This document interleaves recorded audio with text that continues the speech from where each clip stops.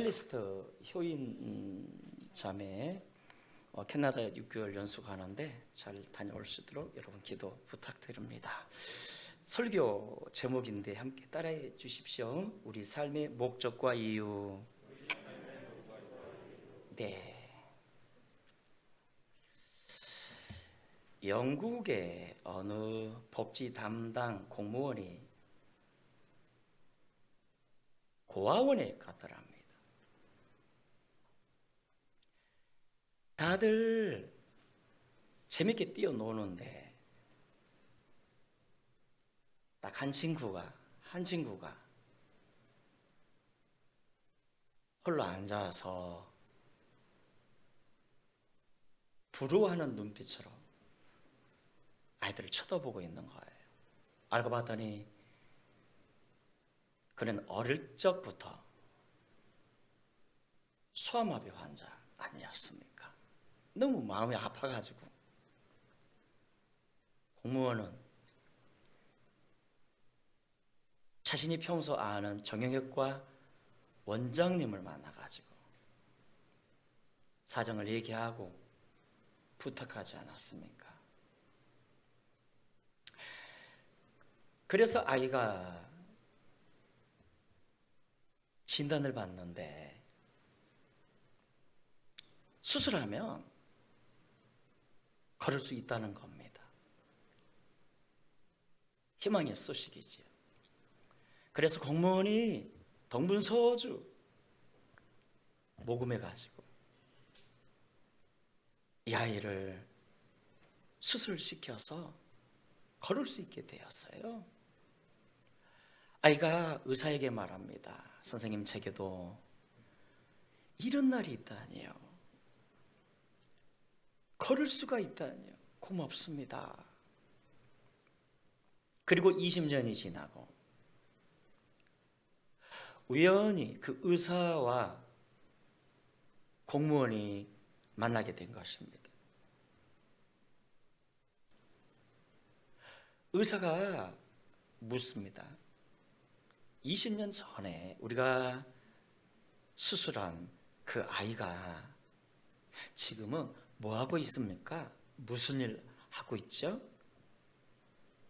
그러자 공무원이 힘없는 목소리로 이렇게 대답합니다. 그는 지금 교도소에 가 있다고. 그러면서 한마디 더 합니다. 우리가 그를 걷게는 도왔지만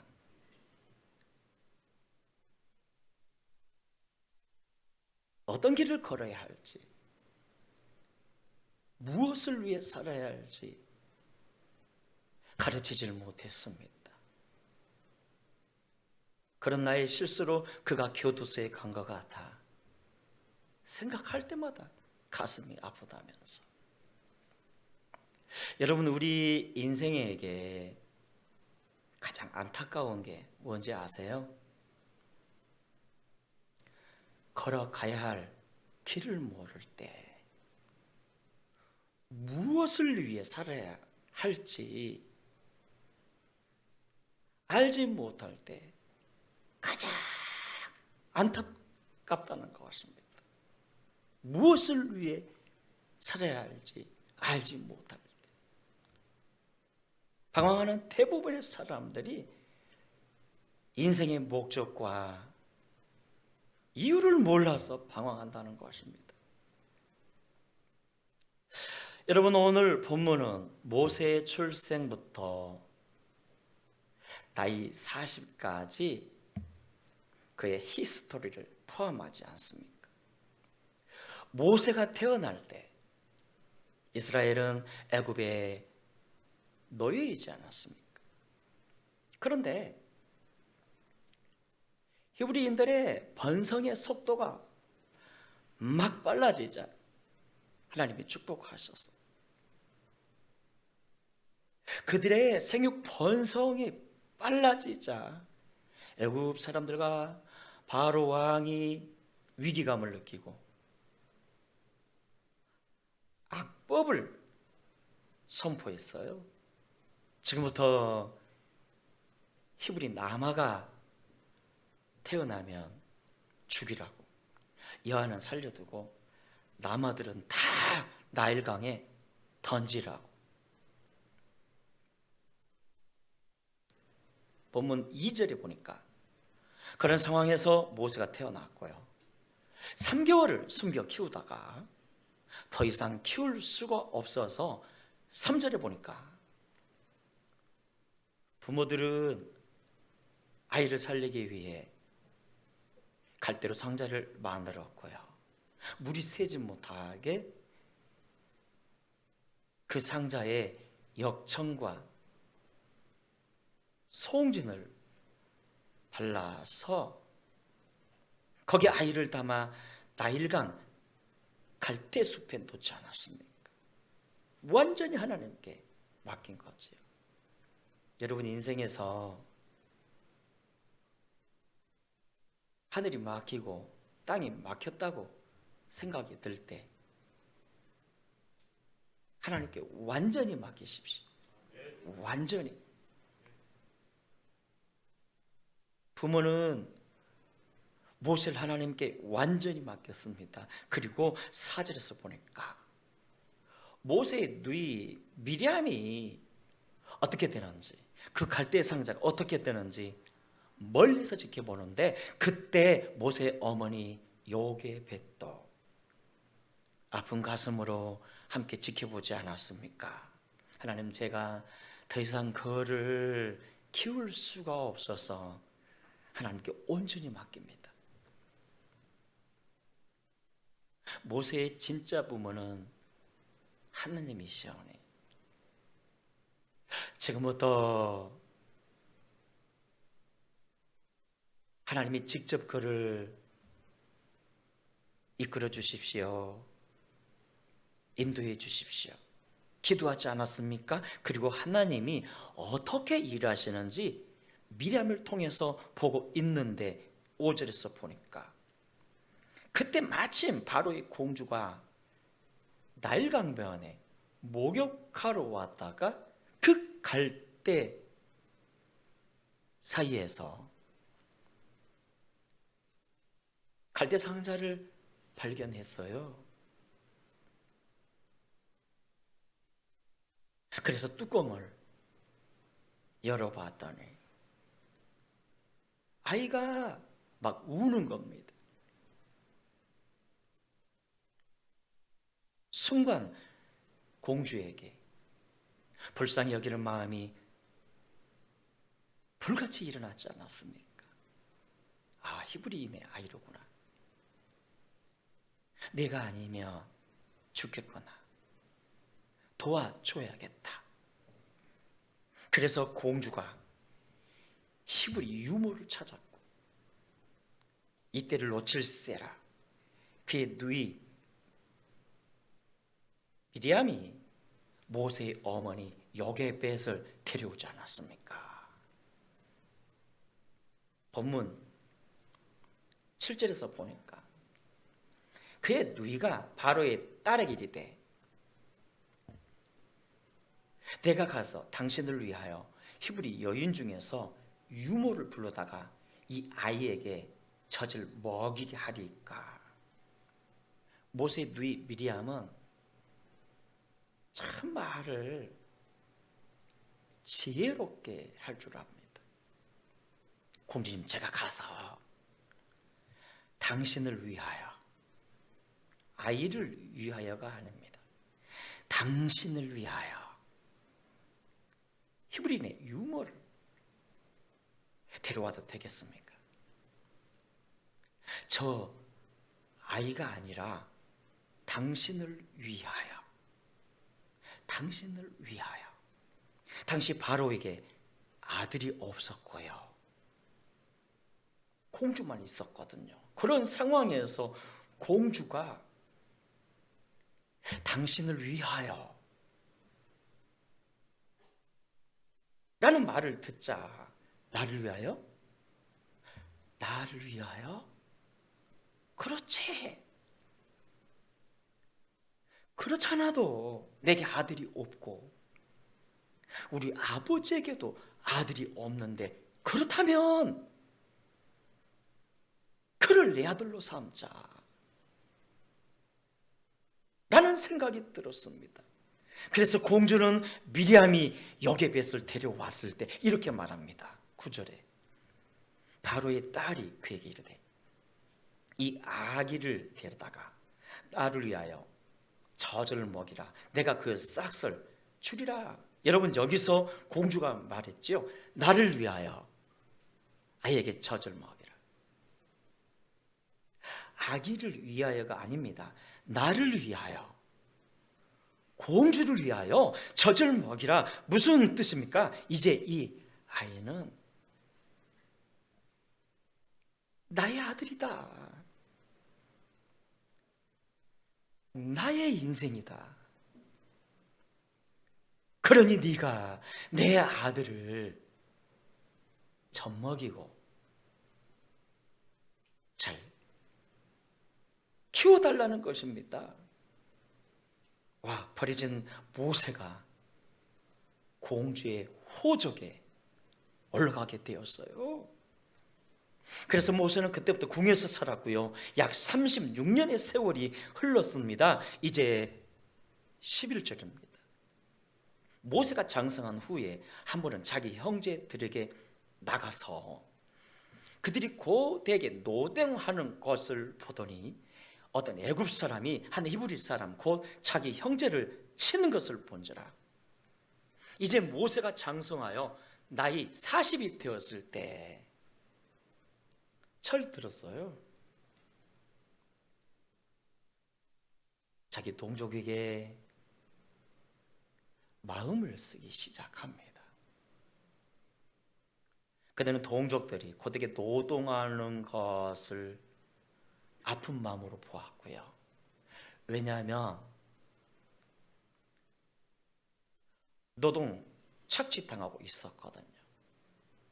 동족들이 노예로. 또한 죄도 없이 히브리 사람이 애굽 사람에게 맞는 것을 보고 분노가 막 치밀어 오르지 않았습니까? 분노가 왜 그랬을까요? 그런 자신이 누군지 알았거든요. 그 정체성을 알았습니다. 그의 어머니 요게벳이 젖을 물리면서 가르쳐 주지 않았습니까? 모세, 너는 공주의 아들이지만 실상은 네 아들이야. 너는 애굽인이 아니라 히브리인이란다. 하나님의 선배이냐? 하나님이 누군 줄 아니? 우주와 천지 삼라 만상을 말씀으로 창조하신 분이야. 인생을 창조하셨고 우리 조상들을 지으셨어. 아브라함, 이삭, 야곱, 요셉. 그 하나님이 능력이 부족해서 이 히브리 민족을 고통 가운데 두신 게 아니야. 거기엔 계획이 있어. 뜻이 있어. 이제 그들을 구원함에 있어서 너를 쓰실 거야. 너를 사용할 거야. 그에게 정체성을 가르치지 않았습니까? 그를 만날 때마다 그가 누군지, 장차 무슨 일을 해야 하는지 가르쳤습니다. 그래서 애굽 사람이 히브리 사람을 무자비하게 치고 있을 때 그가 못 견디고 관여하지 않았습니까? 12절에서 보니까 좌우를 살펴 사람이 없음을 보고 그 애굽 사람을 쳐 죽여 모래 속에 감추니라. 그가 자기 동족을 향한 그 애틋한 마음을 가지고 동족을 치는 애굽 사람을 죽였어요. 여러분, 애굽의 역사를 봐보면 전쟁의 영웅 모세를 소개합니다. 그러니까 성경은 구속사적으로 기록이 되었기 때문에 자세한 부분에 대해서 성경에 올려지지 않았지만 애굽의 역사는요, 모든 싸움에서 승리를 이끌었던 애굽 모세에 대해 소개하거든요. 그러니까 싸움을 잘하는 사람입니다. 그래서 그 애굽 사람 한 사람 죽이는 거 아무것도 아니었죠. 보란 듯이 억울함당하는 히브리인을 위해 애굽 사람을 죽였고요, 머리 위에 묻어버렸지요. 여러분, 그의 이런 행동이 자신의 정체성과 소속과 내가 누군지를 알았다는 증명 아니겠습니까? 그 일로 그가 광야로 도망치게 되는데, 이 사건에 대해서 히브리서 기자가 기록했지요. 히브리 11장 24절 이하에서 믿음으로 모세는 장성하여 바로의 공주의 아들이라 칭함받기를 거절하고 도리어 하나님의 백성과 함께 고난받기를 잠시 죄악의 낙을 누리는 것보다 더 좋아하고, 와, 훗날 모세에 대한 히브리 기자의 평가입니다. 모세는 공주의 아들로서 영광받기보다는 차라리 하나님의 백성들과 함께 고난받기를 선택했고요,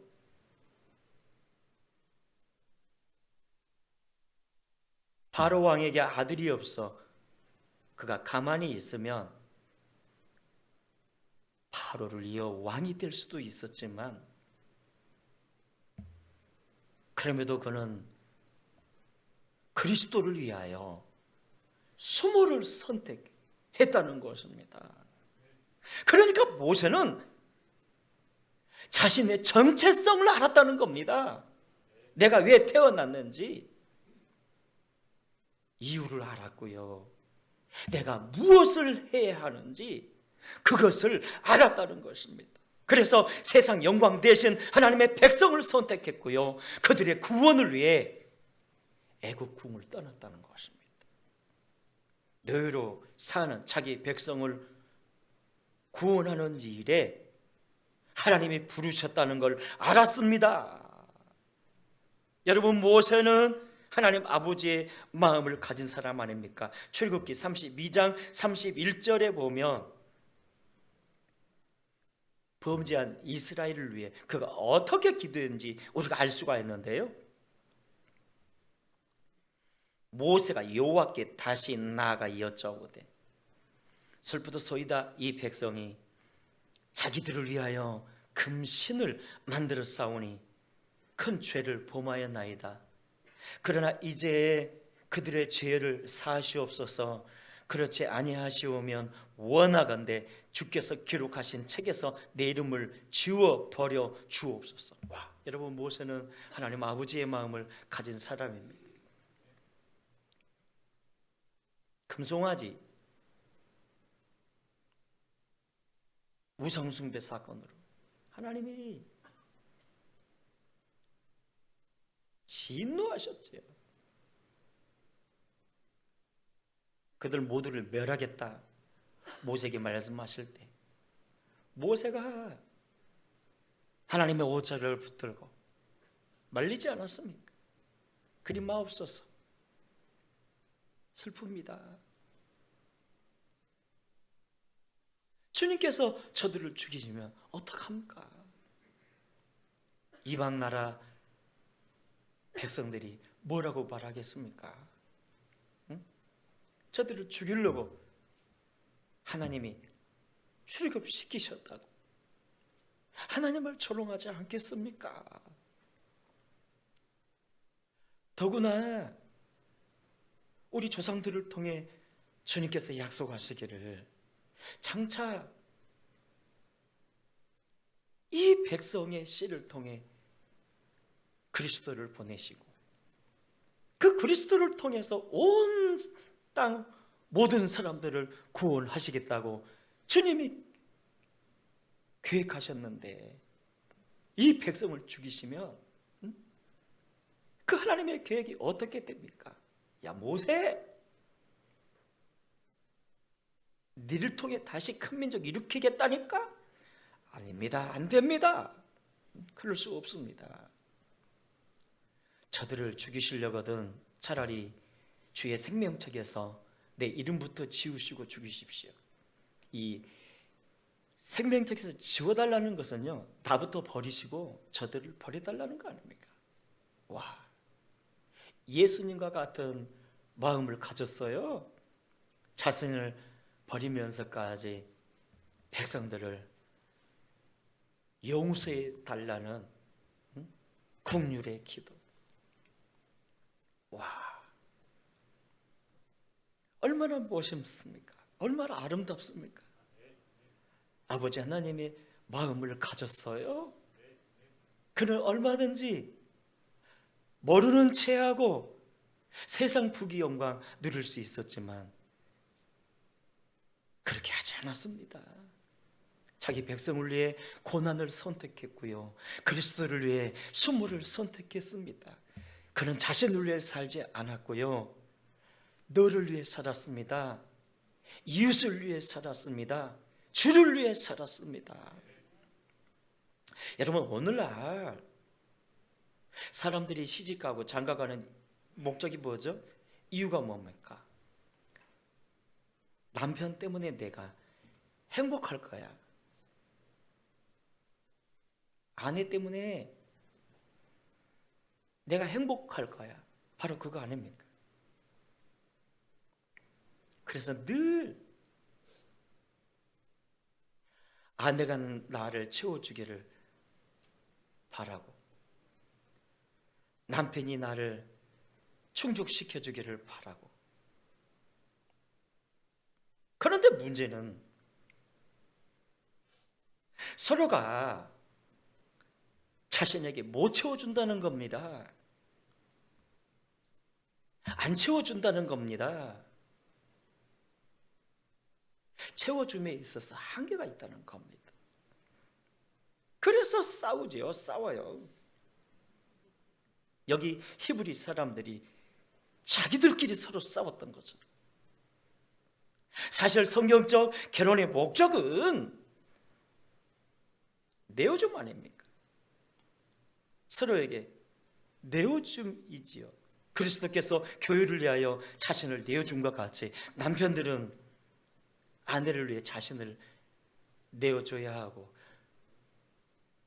아내들은 남편을 위해서 자신들을 내어줘야 하고, 이것이 결혼의 목적인데, 삶의 목적인데, 그렇게 못 사니까, 안 사니까 싸우는 거 아닙니까? 지옥 생활이 되는 거 아닙니까? 줄 모르고 받기만 하려니까. 이를 통해 내가 행복을 누리겠다는 거예요. 내 만족 찾겠다는 거예요. 본래 하나님이 우리를 부르실 땐, 구원하실 땐 축복의 통로로 살라고 부르셨는데, 여러분 창세기 12장에서 하나님이 복을 약속하셨죠. 아브라함아, 내가 너에게 복 줄 거야, 복 줄 거야. 내 이름을 창대케 할 거야. 네 자손들을 통해서 큰 민족을 이룰 거야. 그러나 네가 꼭 기억해야 할 게 있어. 너에게 복을 준 목적은 네를 통해 세상 만민들이 살게 하기 위함이야. 복을 누리게 하기 위함이야. 너의 사명은 축복의 통로로 사는 거야. 오늘 저와 여러분에게 주신 말씀 아닙니까? 우리의 존재 목적이 뭘까요? 이유가 뭘까요? 나를 통해 네가 복을 받는 겁니다. 나를 통해 내 이웃이 복을 받는 겁니다. 나를 통해 나의 직장이 복을 받는 겁니다. 나를 통해 내 나라가 복을 받는 겁니다. 그리고 사장님들은 나를 통해 내 직원들이 복을 받는 겁니다. 이게 바로 축복의 통로죠. 마태복음 9장 19절입니다. 나를 따라오너라. 내가 너희를 사람 낚는 어부가 되게 하리라. 여러분, 예수님이 베드로를 왜 부르셨죠? 베드로 자신만을 위해서 부르신 게 아닙니다. 베드로야, 니를 부른 게 니만을 위해서가 아니야. 사람 살리라고, 사람 낚는 어부가 되라고 니를 부른 거야. 바로 이것이 우리의 존재 목적이라니까요. 사도행전 9장 15절입니다. 가라, 이 사람은 내 이름을 이방인과 임금들과 이스라엘 자손에게 전하기 위하여 택한 나의 그릇이라. 바울을 부를 때도 동일합니다. 바울아, 내가 너를 부른 게 네만을 위해서가 아니야. 이방인들의 구원을 위해 부른 거야. 임금들의 구원을 위해 부른 거야. 이스라엘 백성들을 위해 부른 거야. 이것이 너의 존재 목적이야. 와, 우리를 향한 우리 하나님 아버지의 마음이 뭐라고요? 우리가 축복의 통로로 사는 겁니다. 우리가 땅의 모든 족속에게 복이 되는 것입니다. 따라합시다. 나는 다른 사람에게 복이 되는 존재. 그렇습니다. 축복의 통로로 부르신 겁니다. 여러분은 오스카 와일드라고 약간은 또라이끼가 좀 있는 사람인데요, 그가 지옥의 단편이라는 소설을 썼어요. 거기에 이런 이야기가 나옵니다. 어느 날 예수님이 궁금하셔서 당신께서 고쳐주신 사람들이 어떻게 살고 있는지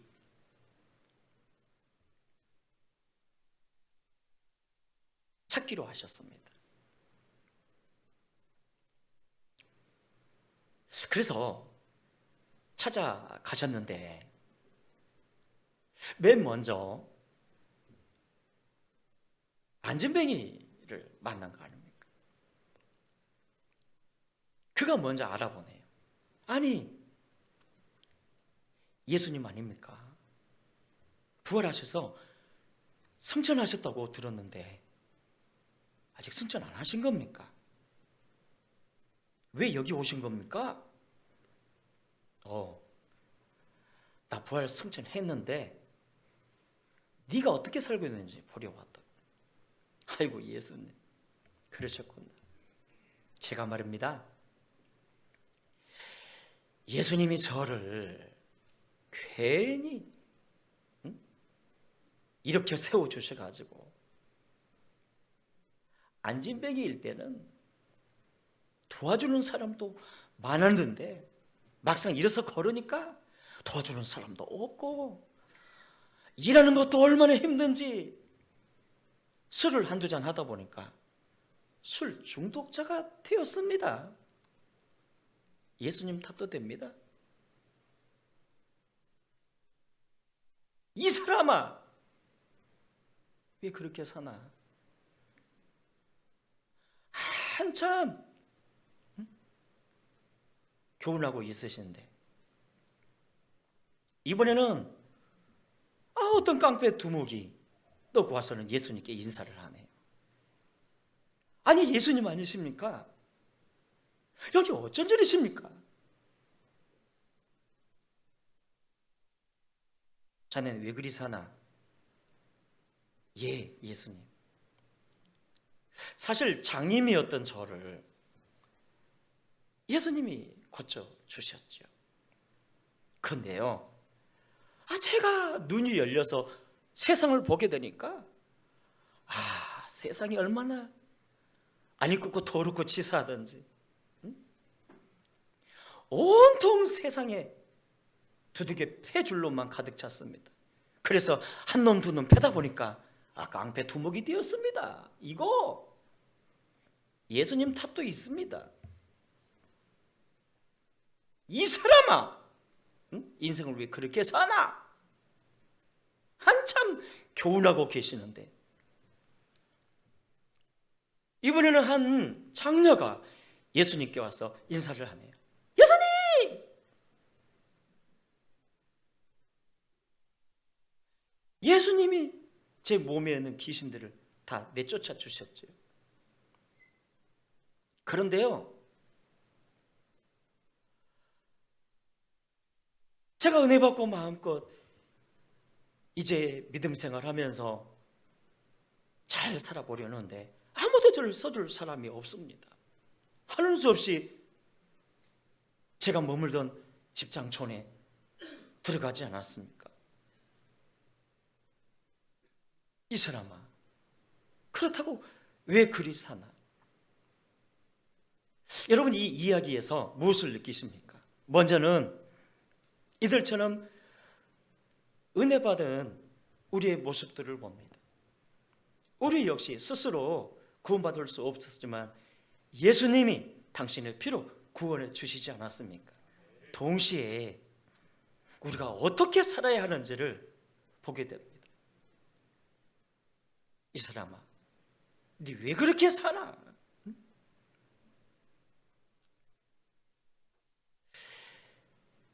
오늘 본문에서 가르치지 않습니까? 하나님이 얼마나 우리를 사랑하시는지, 또한 우리가 구원받은 우리가 어떻게 살아야 하는지. 여러분, 교회가 절대로 놓쳐서는 안 될 두 가지가 있습니다. 하나는 복음이고요, 복음. 그리고 또 하나는 전도와 선교 아닙니까? 왜냐하면 지금도 하나님의 관심은 오직 여기에 있거든요. 우리를 부르신 그 목적이 바로 이거거든요.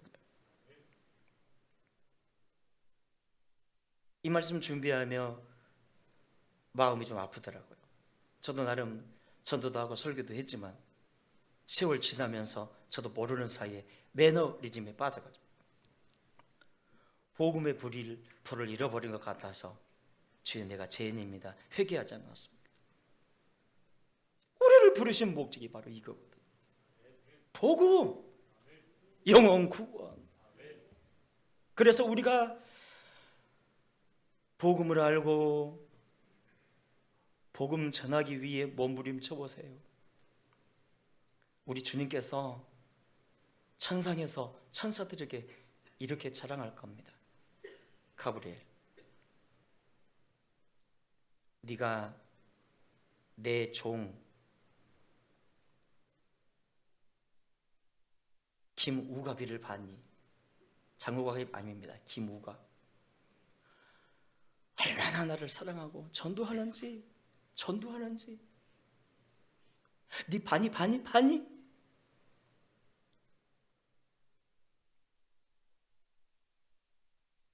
자랑할 겁니다.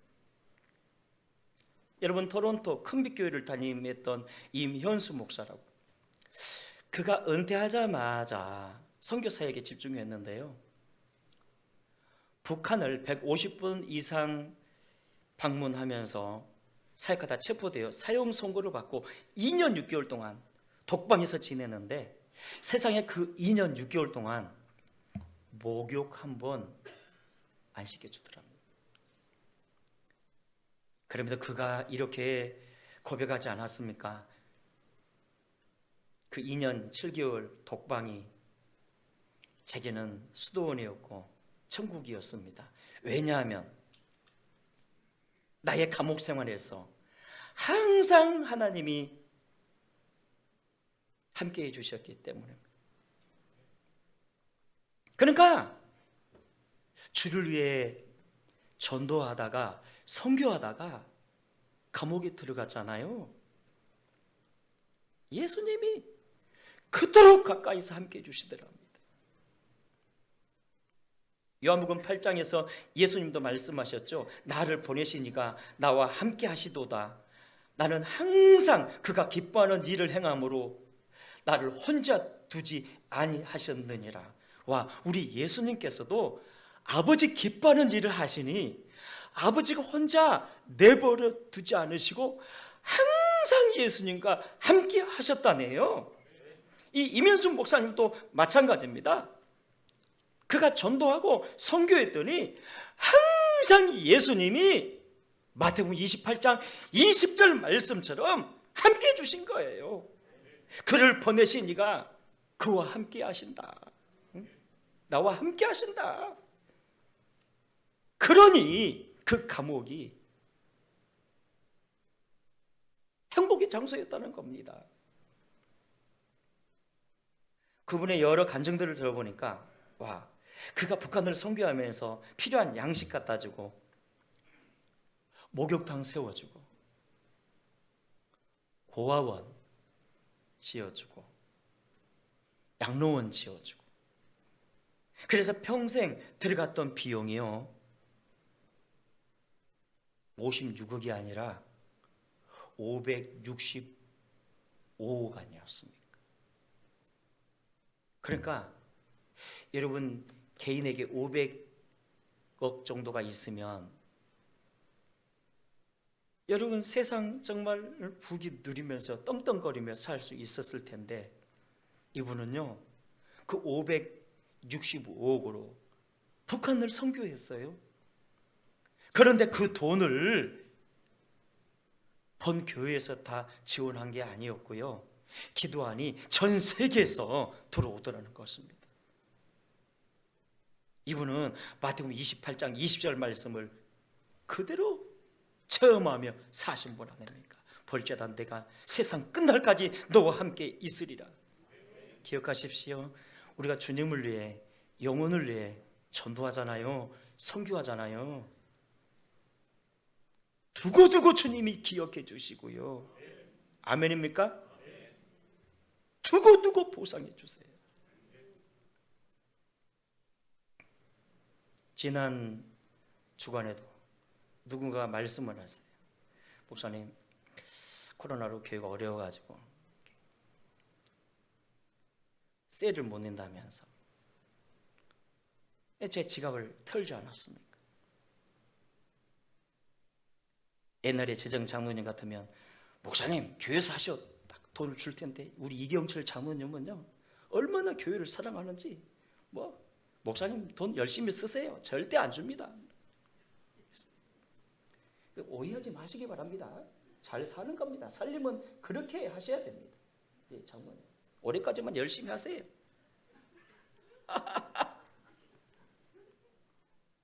비판하는 거 아니고요, 약간 유머. 오해하면 진짜 안 됩니다. 이 장로님은 시험에 절대 안 들어요. 그래서 없는 지갑 털고 우리 아내에게 미안해가지고 오랜만에 어제 용돈을 듬뿍이 주지 않았습니까? 5만 원이라. 용돈 줄 때도 있네.